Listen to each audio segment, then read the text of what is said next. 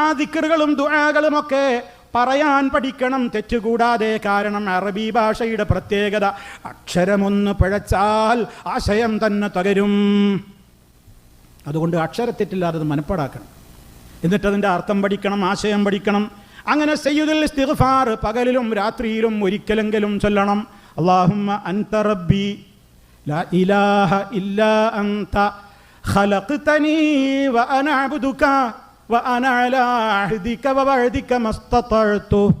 അങ്ങനെ തുടങ്ങുന്ന ആ പ്രാർത്ഥന നമ്മുടെ തൗഹീദ് ഉറക്കും, ഈമാൻ ഉറക്കും. അവിടെ നമ്മുടെ വിശ്വാസം പതറൂല, ശിർക്കിലേക്ക് പിന്നെ നമ്മൾ പോകൂല. അത് അർത്ഥമറിഞ്ഞു ചൊല്ലിയാൽ റബ്ബിനെ കുറിച്ചുള്ള പേടി നമ്മുടെ മനസ്സിൽ സദാ ഉണ്ടാകും. എന്താ നമ്മൾ അള്ളാഹിനോട് പറയുന്നത്? അള്ളാഹുവേ, നീ എൻ്റെ യജമാനനാണ്, ഞാൻ നിൻ്റെ വിനീതനായ ദാസനാണ്, ഞാൻ നിന്നെ പേടിച്ചു ജീവിച്ചോളാമെന്ന് കരാറെടുത്തവനാണ്. ആ കരാറ് ഞാൻ എൻ്റെ കഴിവിൻ്റെ പരമാവധി പാലിച്ച്